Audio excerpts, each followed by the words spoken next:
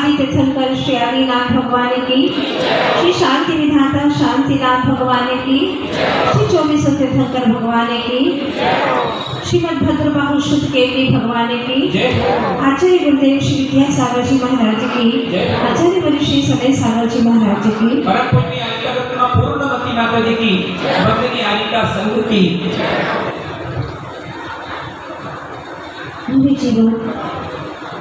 आचार्य भगवान ने कहा कि जितना संबंध दुनिया से बढ़ाते चले जाओगे उतना ही विसंवाद होता चला जाएगा। जितनी पर से मुलाकात करोगे, परिचय बढ़ाते चले जाओगे, पर वो जितना अपना मानोगे उतने ही विकल्पों का ढेर बढ़ता चला जाएगा। और आप सभी अनुभव भी कर रहे हैं, जितना परिचय बढ़ गया अति परिचया अवज्ञा। जितना ही बाहर के पदार्थों से परिचय, बाहर के व्यक्तियों से परिचय बढ़ता चला गया उतनी ही निज आत्मा की अवज्ञा अवहेलना होने लगी, क्योंकि हम आत्मा की ओर दृष्टिपात करते ही नहीं, अपने आप से मुलाकात करते ही नहीं, अपने आप को जानते ही नहीं, अपनी अनुभूति में रमते ही नहीं, बस 24 घंटा उपयोग बाहर की यात्रा करता है, बाहर के लोगों का परिचय करता है, बाहर के इन पर पदार्थों को एकत्रित करता है और एक मौत का झटका आता है कि सब कुछ छूट जाता है। कभी सोचो तो सही कि ये सब कुछ क्यों करते हैं हम? जब मौत के हाथों सब कुछ छोड़ना ही है तो फिर ये सब इकट्ठा क्यों करना? क्यों इतना मौलिक जीवन को व्यर्थ में गंवाना? क्या मिलेगा इन सब से? और अनंत बार जब यही कर आए हैं तो अब की बार तो कुछ नया करें जिससे हमें कुछ सुख हो, आनंद हो, अपने भीतर की अनुभूति हो। कुछ तो अलग करें, लेकिन करना चाहते ही नहीं, वही करते हैं जो अनंतों बार किया है। तो अब की बार आचार्य भगवत पाद कुंद स्वामी कहते हैं कि भविष्य का मत सोचो तो पहले का भी भूत का भी, बस वर्तमान में इतना करो, आज अभी का पल बस उसे ही मुझे देखना है। मैं वर्तमान में हूँ और वर्तमान में हूँ, पहले भी था, आगे भी रहूँगा, मेरा कभी सर्वनाश होता ही नहीं। पर्याय बदलती रहती हैं, ये जो मॉडिफिकेशन है वो चेंजेबल है, वो बदलती रहती है, बट जो सब्सटेंस है, जो द्रव्य है वो शाश्वत, वो मैं हूँ, आत्म तत्व, मेरा कभी विनाश नहीं होता। ये पर्याय बनती है, बिगड़ती है, पुद्गल का साथ मिलता है, छूटता रहता है और नए नए पुद्गल आते रहते हैं। पर महत्वपूर्ण बात यह है, जिस देह को मैं अपना मानता हूँ, आज सच्ची बात समझ लेना है कि देह मेरा नहीं है, देह तो कर्मों का है, कर्मों के इशारों पर चलता है। देह पौद्गलिक है और कर्मों का दास है, कर्म के इशारे पर चलता है। कर्म जैसे चलाते हैं वैसा यह नो कर्म रूपी शरीर चलता है। अगर कर्मों का तूफान है और कर्म इसको युवावस्था में ही वृद्ध करना चाह रहा है, वृद्ध बना रहा है, तो शरीर वृद्ध बन जाएगा और कर्म 80 साल में भी जवान जैसा दिखा रहा है तो वैसा दिखेगा। मतलब ये है कि प्रत्येक समय शरीर कर्मों के अनुसार चल रहा है।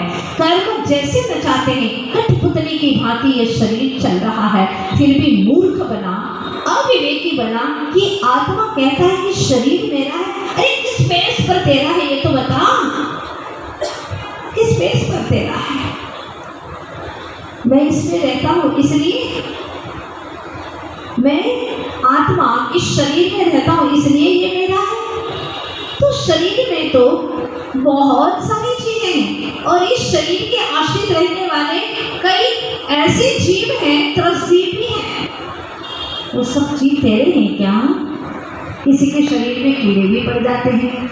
हाँ, क्या ये शरीर में रहने वाला तू आत्म तत्व अगर शरीर में रहता है तो शरीर तेरा ये मानता है, तो शरीर में जो कुछ भी है, अब बाल है, बाल में जू पड़े वो जुए भी तेरी है, जो लीक पड़ी है वो भी तेरी है, क्योंकि तू शरीर को अपना मान रहा है तो वो भी तेरी। जैसे घर को तुम अपना मानते हो तो घर के अंदर जो चूहे हैं, बिल्ली रहते हैं, उसी घर में निवास करते हो, चूहे भी तुम्हारे हो गए, जो चींटियां हैं, कीड़े मकोड़े वो भी तुम्हारे हो गए। भाई भेद ज्ञान करो, कब तक ये व्यर्थ की बातें करते रहोगे? कुंद कुंद महाराज कहते हैं हम ये बात तो कहते ही नहीं, समय सार ग्रंथ राज चल रहा है कि रिश्तेदार तेरे नहीं, ये घर तेरा नहीं, ये सूर्य नगर तेरा नहीं, ये दिल्ली तेरी नहीं है, एनसीआर तेरा नहीं है। हम ये नहीं कहते, हम तो ये कहते हैं कि तेरे आत्मा के अस्तित्व में जो राग द्वेष क्रोध मान माया लोभ आदि जो विकारी भाव है, ईर्ष्या वैमनस्य जो आदि भाव है, विकारी भाव है, वो भी तेरे नहीं है।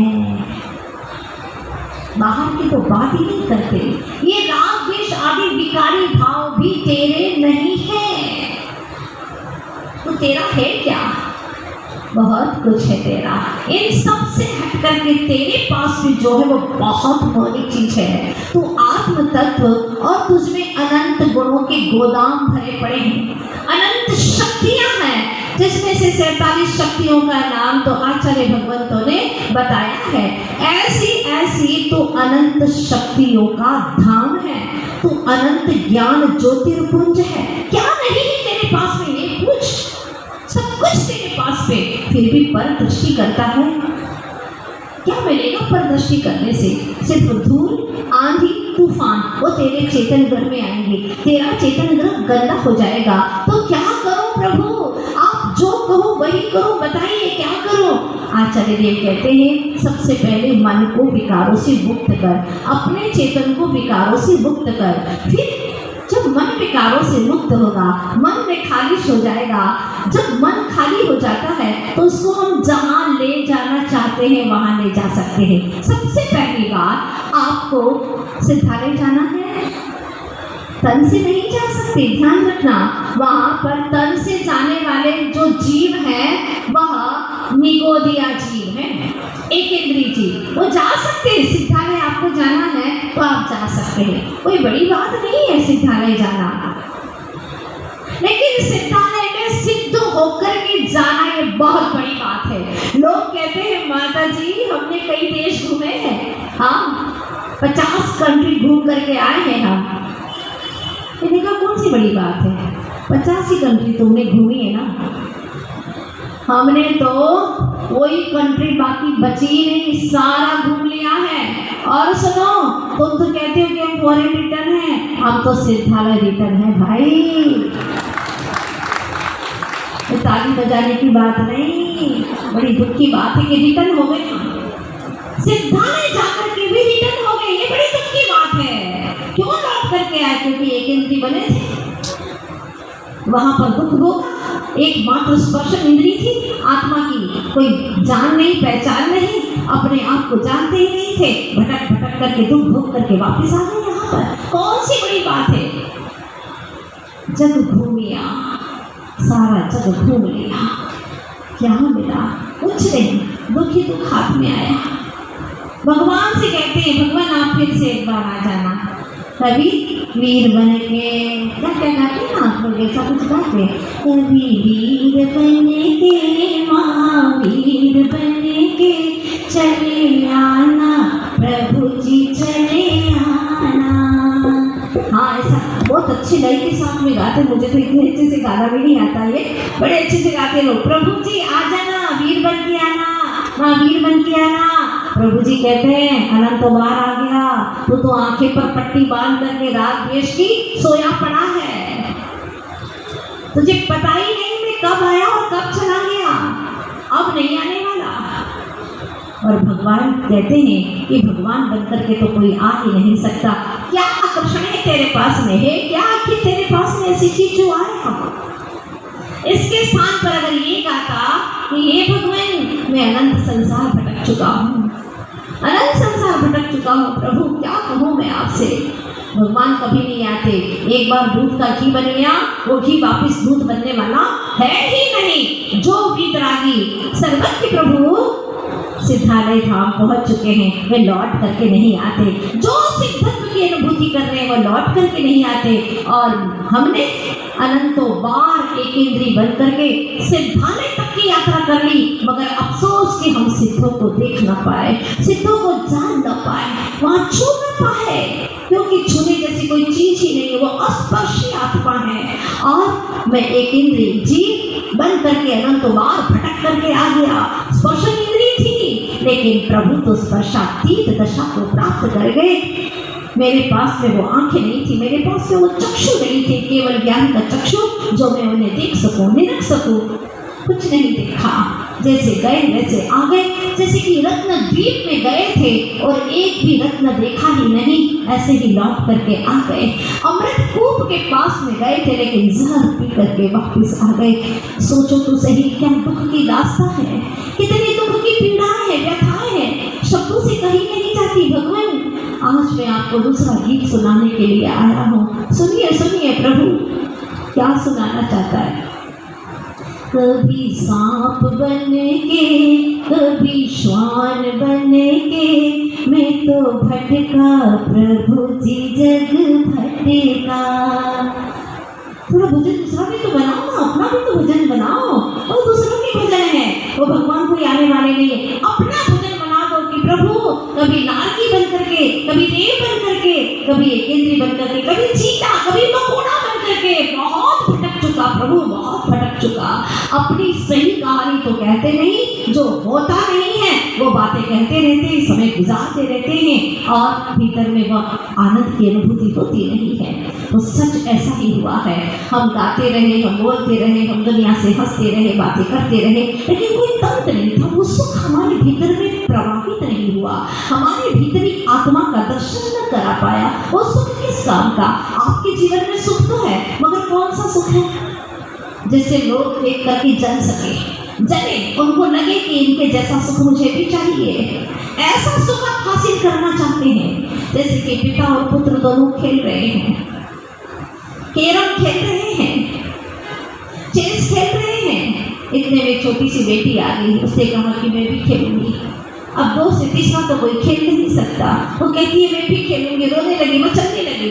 आखिर पिता ने भाई से कहा बेटा दे दे, वो रो रो करके घर भर दिया उसने। दे दे बेटा, देगा, दे दे, तू समझदार है। अब उसने दे तो दिया खेलने के लिए, लेकिन बेटा तो नाराज हो गया। पिता ने धीरे से कान में कहा चल अपन दूसरा गेम खेलते हैं, और इस तरीके से खेलना कि तेरी बहन भी, हाँ, और तेरी बहन भी खुश और तू भी खुश हो जाएगा। लेकिन बहन कहाँ खुश होने वाली थी। जैसे ही वो खेल छूटा और पिता पुत्र दोनों रोबोट लेकर के खेलने लगे, रोबोट से खेलने लगे। बहन ने देखा, ठहाके मार करके हंस रहे, बहुत मजा आ रहा है, तालियां बजा रहे हैं। मेरे खेल में तो इतना मजा नहीं था, लेकिन अब तो भाई और पापा दोनों तालियां बजा बजा करके, वाह। उसने तो वो सब छोड़ दिए, कैरम चेस सब कुछ छोड़ा और गई पापा के पास में, भाई से छिपने लगी, ये रोबोट मुझे चाहिए, मुझे चाहिए ये।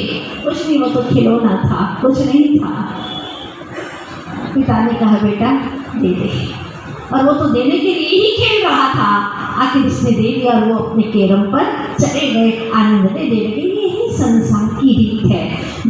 जिसे दुनिया खेल खेल करके हंसती है, उसको लगता है कि बड़ा मजा आ रहा है। हाँ, मोबाइल में बड़ा मजा आ रहा है। कितने तंग हो रहे, कितने परेशान हो रहे, कितने बीमार हो रहे, दिमाग सट रहे हैं उनके, रात भर की नींद हराम हो रही है, कर्मों का तीव्रता से बंद हो रहा है। नहीं देखते, वो तो ये देखते कि सबके हाथ में एप्पल का, हाँ, मोबाइल कवर कितना अच्छा, दिन भर ऐसे करना, देखना, मजा है। और धीरे धीरे बच्चों के हाथ में मोबाइल आ गया। इसका अंजाम क्या है, दुष्परिणाम क्या है, कोई देखना नहीं चाहता। सिर्फ बाहरी और उथली जिंदगी जी रहे हैं, भीतर से खोखले होते जा रहे हैं। आचार्य देव कुंद महाराज यही समझा रहे हैं कि अभी तक सुध परिचितान भूता सर्वस्व काम भोग बंध कहा, आज तक ही चितनात्मन तुम काम भोग बंध, कैसे काम वासनाएं बढ़े, कैसे भोग की प्रवृत्ति हो, कैसे कर्मों का बंधन हो, ये किसी को सिखाने की जरूरत ही नहीं है। सब अपने आप सीख रहे, एक दूसरे को देख करके सीख रहे। झूठ बोलने के लिए कोई क्लासेस लगाने की जरूरत ही नहीं है, सब सीख रहे। लेकिन आत्मबोध के लिए क्लास लगाने की जरूरत है, आत्मा को समझने के लिए इसकी जरूरत है, क्योंकि हम इससे बहुत दूर चले गए हैं। आत्मा होकर के भी अपना बोध नहीं है, दिया तले अंधेरा हो गया है। इसीलिए आज हमें जरूरत पड़ रही है अपने पास में, करीब में आने की। व्यक्ति कहता है कि बहुत विकास हो रहा है दुनिया में, काहे का विकास विकास हो रहा है। दुनिया आज आसमान पर चांद तक पहुंच रही है।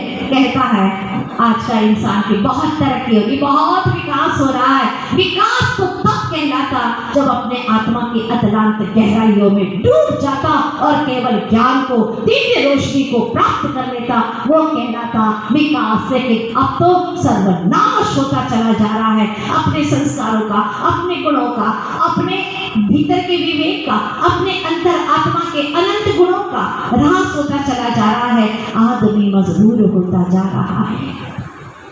आदमी मजबूर होता जा रहा है। क्या अजब दस्तूर ढोता जा रहा है।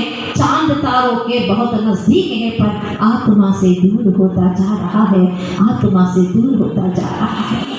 अपने आप से दूर चले जाएं, अपने आप की ही खबर ना हो तो फिर उसकी जिंदगी का औचित्य ही क्या है। थोड़ी थोड़ी सी बातों में व्यक्ति आज जीवन जीना नहीं चाहता। किसी ने कुछ कह दिया, मरने पर उतारू हो जाता है, क्योंकि वह न जीवन को जानता है न मरण को जानता है। मरण का भी अपना एक मूल्य होता है। जैसे कि जीवन का मूल्य है वैसे ही मरण का भी मूल्य है, हमारे जैन धर्म में बताया गया है। लेकिन ये कुछ नहीं जानता। जिसने जीवन को नहीं जाना वो मरण को क्या जानेगा। ये बात बताते हैं हमारे कुंद महाराज। जीवन के प्रत्येक समय की मौलिकता, अगर एक समय तू परिणाम निर्भर करेगा तो तेरे पिछले अनंत भव के बने हुए कर्म खट से प्रति क्षण में नष्ट हो जाएंगे। तेरे भावों में इतनी क्षमता है और तू अपने भावों को निर्मल करेगा तो एक या दो भाव में तू मोक्ष जाने की सामर्थ्य रखता है। इतनी तेरे पास में ताकत है। क्यों खो रहा है अपने भावों को, क्यों बर्बाद कर रहा है। अपने भावों को निर्मल कर और अपने जीवन का सुखद निर्माण करो। विनाश मत करो, निर्माण की ओर ले जाओ। निर्माण कुछ ऐसा करो जिससे आपको कुछ हासिल हो जाए। अन्यथा छोटी छोटी सी बातों में ही व्यक्ति इतना दुखी हो जाता है कि इसको समझाना ही बड़ा मुश्किल हो जाता है। आचार्य देव कहते हैं कि तुम्हारे जीवन में समय सार पढ़ करके चाहे कैसी भी आपत्ति हो आए, लेकिन उसको झेलने की क्षमता तुम्हारे जीवन में आ जाए।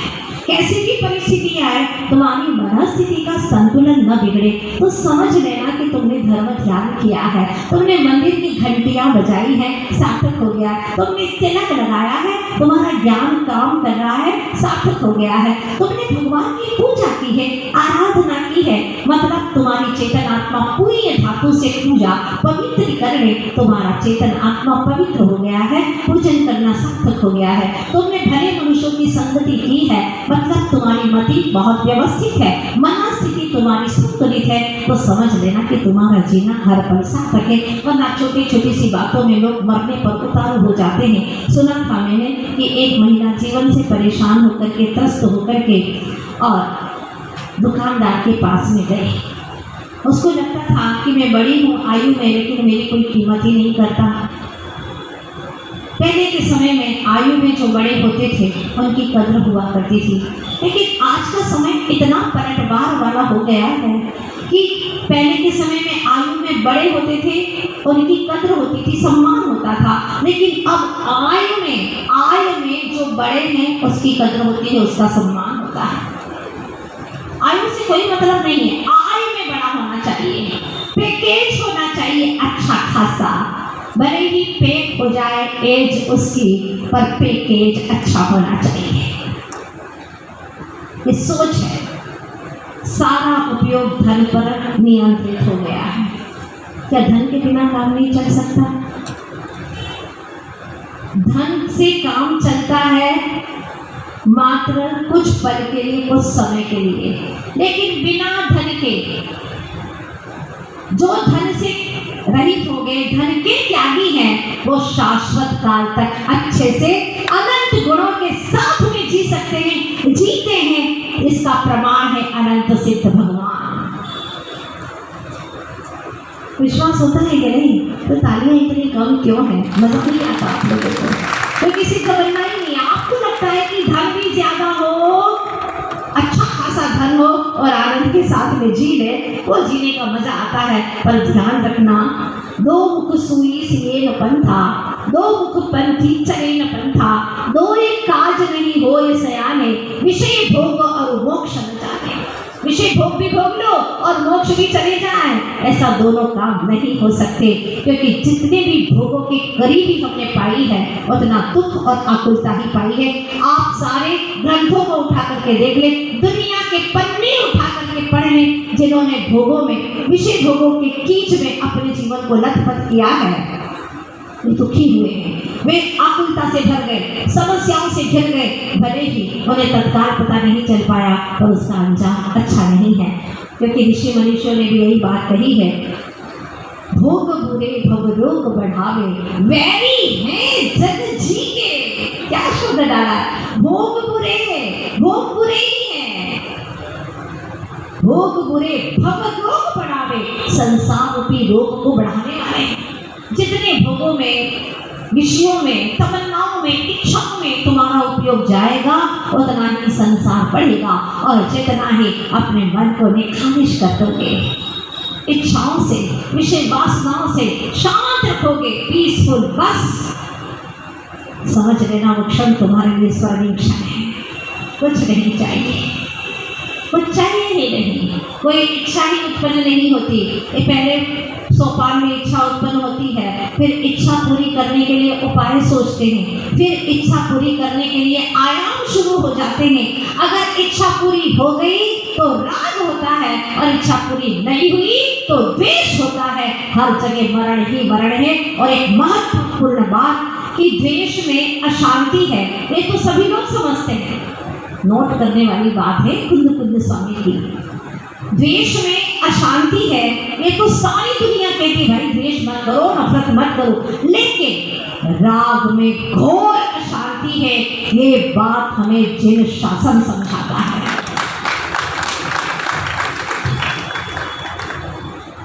सुन रहे हैं आप लोग, फिर भी आपको राग करना कितना अच्छा लगता है। रोज पढ़ते भी हैं, जिनको अपना माना उनसे ही दुख पाया, फिर भी क्यों राग किया यह समझ नहीं आया। तो कौन समझाएगा तुमको, जब तक खुद ही समझने को तैयार नहीं हो तो ये सारी चर्चाएं, ये स्वाध्याय, ये व्याख्यान, ये कुछ नहीं कर पाएंगे। खुद समझने के तैयार हो जाओ, तैयार होकर के आओ कि आज के प्रवचन में मुझे समझना ही है, वो बात मुझे अपने भीतर में लागू करना ही है।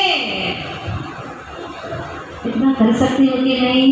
हाँ माता जी करना तो चाहते हैं हम, अच्छा नहीं लगता, सुनते हैं ना बहुत अच्छा लगता है, ऐसा लगता है 16 आना बात सच है, बिल्कुल सच कह रहे हैं आप, एकदम सच है। हमको भी ऐसा अनुभव होता है, जो आप बोलते हैं ना तो हमको लगता है वो सब हमें आता है। बोलो सही बातें कह रहे हैं, आता तो सब है आप लोगों को, बस हम बोल रहे हैं, आप चुप भी बैठे साधे, आप बहुत ज्ञानी हैं, आपको कोई कमी नहीं है, सब ज्ञान है आपको। पर आचार्य जी कहते हैं कि समझदार ही बीच मझधार में है, समझदार ही बीच मझधार में पड़ा है, वो उस किनारे पहुंचे कैसे? सुनते वक्त 16 आना सच लगता है, और उसके बाद में जैसे जिनवाणी स्तुति होने वाली जय बोलते हैं तो 58 भर सच लगने लगता है, जिनवाणी की स्तुति होने पर 54 भर सच लगता है। और जब यहाँ से जाते जय जिनेन्द्र जय जिनेन्द्र जय जिनेन्द्र, यहाँ से चले गए, जा रहे हैं, कैसा प्रवचन, बहुत अच्छा। अपने को सब अपनी बात तो अपने जीवन पर है ना, इसलिए अपने को सब समझ में आता है, बहुत अच्छा लगता है। क्या लेके जा रहे हो? 0, कुछ लेके नहीं जाना। क्यों? माता जी कल भी तो आना है ना वापिस, बड़ा मुश्किल है।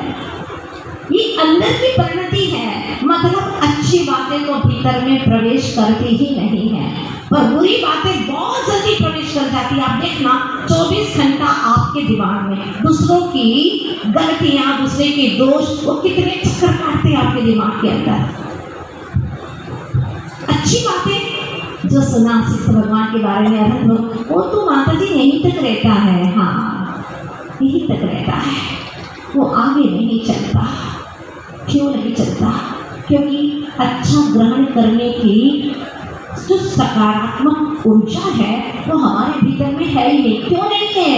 क्योंकि हमारी रुचि ही नहीं है। रुचि क्यों नहीं है? क्योंकि जीवन चल रहा है, चल ही रहा है।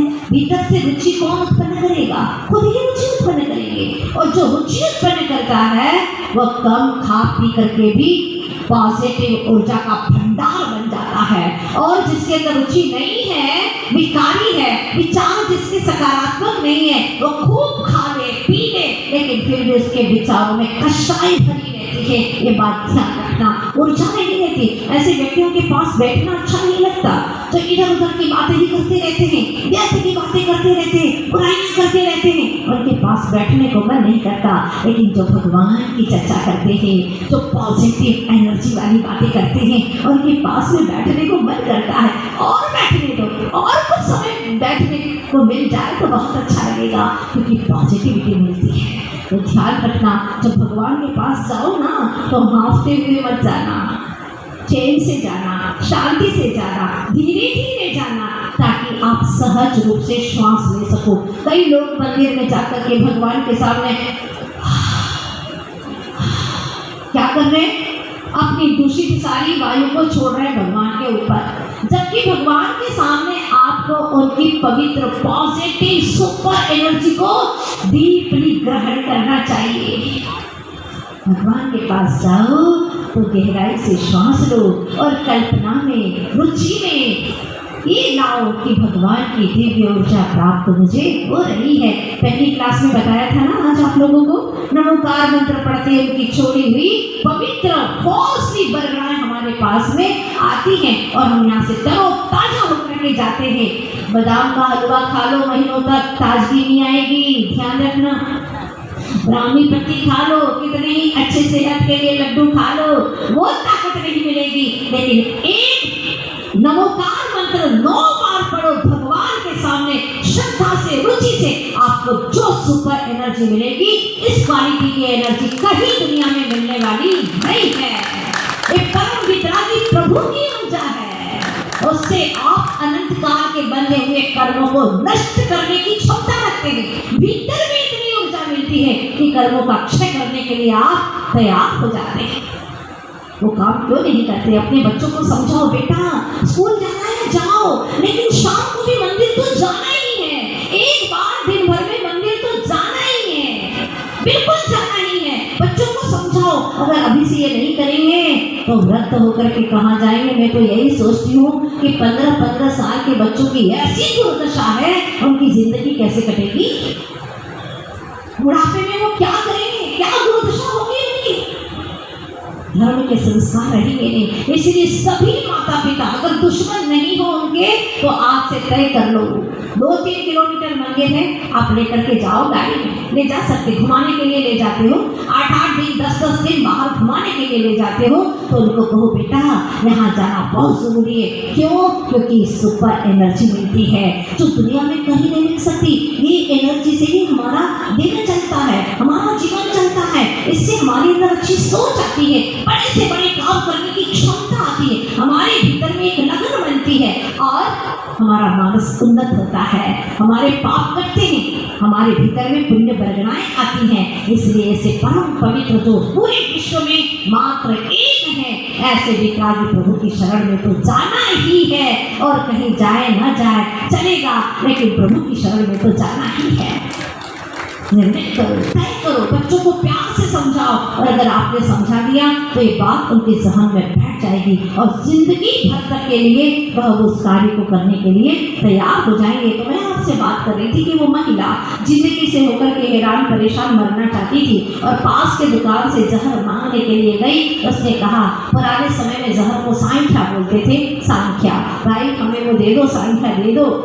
उसने चेहरा पढ़ा, पहले के लोग चेहरा पढ़ना जानते थे, उसने चेहरा पढ़ा और समझ लिया कि थोड़ी सी परेशानी के कारण से मरना चाहती है, तो उसने जहर के स्थान पर नौसागर दे दिया। क्या क्या दे दिया? नौसागर, क्योंकि उसको मालूम था कि यह कषायों की तीव्रता से ऐसा कर रही है, और नौसागर उसको दे दिया। अब क्या हुआ, वह महिला घर गई और उसने वो खा लिया। क्या समझ करके खा लिया? हाँ, जहर है, खतरनाक, और खाऊंगी और मैं मर ही जाऊंगी। खा लिया और कल्पनाओं में आने लगा कि पेट में अब जलन हो रही है, और जब कल्पना तीव्र होती है तो सच में उसको जलन महसूस होने लगी और थोड़ी देर में उसने हल्ला मचाना शुरू कर दिया, क्योंकि उसको मालूम था कि मैं मर ही जाऊंगी, तो एक बार तो हल्ला मचा ही दूँ ताकि लोगों को पता चले कि मैंने जहर खाया है और जिसने मुझे अनाप शनाप बोला है वो जिंदगी में दोबारा कभी नहीं बोलेगा। अरे बोले ना बोले, तुम तो मरने वाली हो, ये तो सोचो क्या मिलेगा ऐसा करने से। पर कौन समझाए, कषाय की तीव्रता में कोई समझने वाला नहीं है। जिसकी भी कषाय तीव्र है वो समय साथ नहीं समझेगा, बिल्कुल नहीं समझेगा, सुनेगा, गर्दन हिलाएगा, ऐसे ऐसे भी करेगा, पर अंदर में नहीं जाएगा। कैसे समझाए?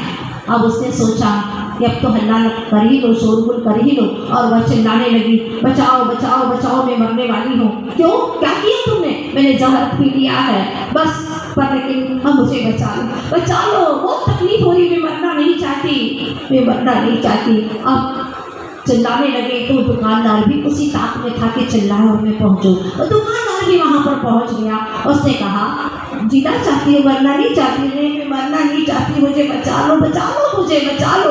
तो उसने कहा, कोई बात नहीं, चिंता मत करो, कि तुम्हें ऐसी दवाई दूंगा कि जिससे जहर भी अपना असर शरीर पर पूरा नहीं करेगा, इसके पहले ही वह अपना असर छोड़ देगा, तुम चिंता मत करो। और उसने जो सोडा रहता है, खाने का सोडा, वह घोल करके उसको पिला दिया। बोले ये अक्सर औषधि है जहर को मिटाने की।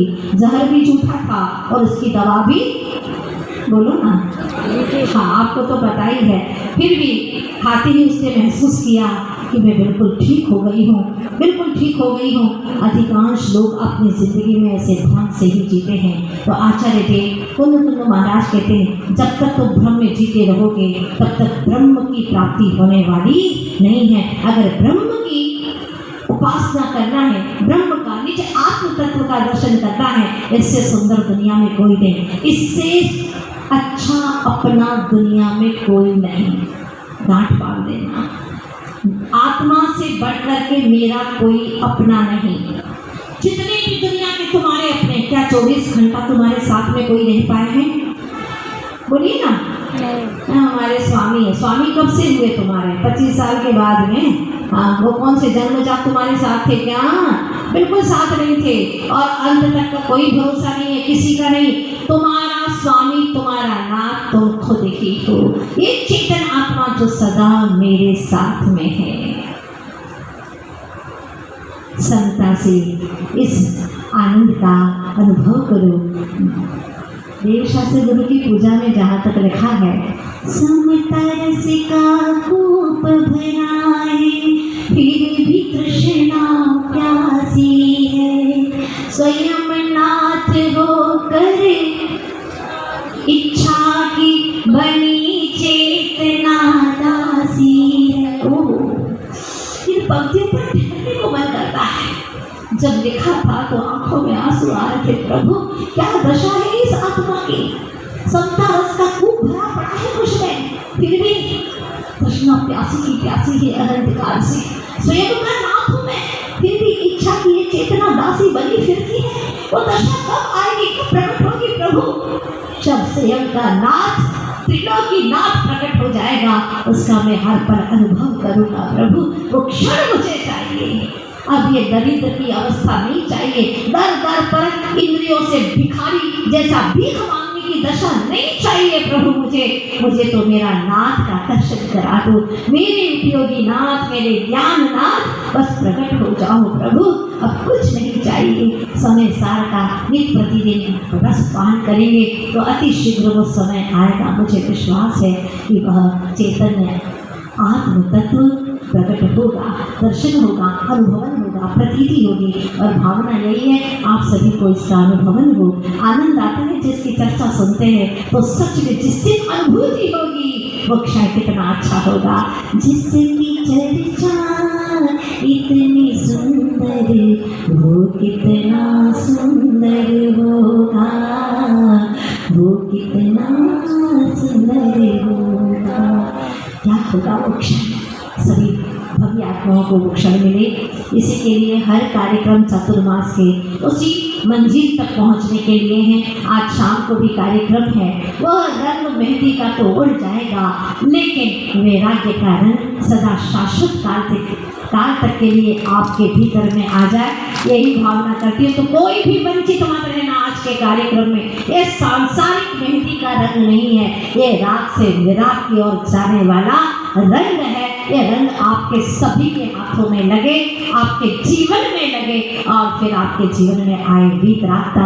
ये 3 दिन आपके लिए बहुत महत्वपूर्ण है। पता नहीं क्या मिलने वाला है, इसलिए कोई भी चूकेंगे नहीं, पूरे कार्यक्रम अटेंड करेंगे, क्योंकि आपने अनंत काल संसार में अटेंड किया है।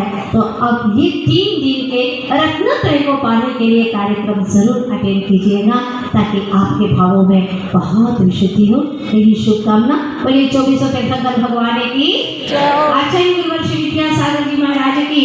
विशेष बात तो ये है कि कल नेमी कुमार की विशेष स्वागत यात्रा है और उसमें वो ही जाएंगे जो संसार से मुक्त होना चाहते हैं, संसार की यात्रा को मिटाना चाहते हैं। सभी मिटाना चाहते हैं या नहीं? तो सारे दिल्ली के अंदर ये बात फैला दो कि हम संसार की यात्रा को मिटाना चाहते हैं, तो नेमी कुमार की यात्रा में आना बहुत जरूरी है, बिल्कुल जरूरी है। जिसके पैरों में दम है, कल सभी 1 बजे से कार्यक्रम में शामिल होंगे। चाहे कितनी भी परेशानियां हो, सब दरकिनार करके आप सभी लोगों को आना है और साथी से करने का संचय भी करना है। जिनवाणी के ध्यानते सोचे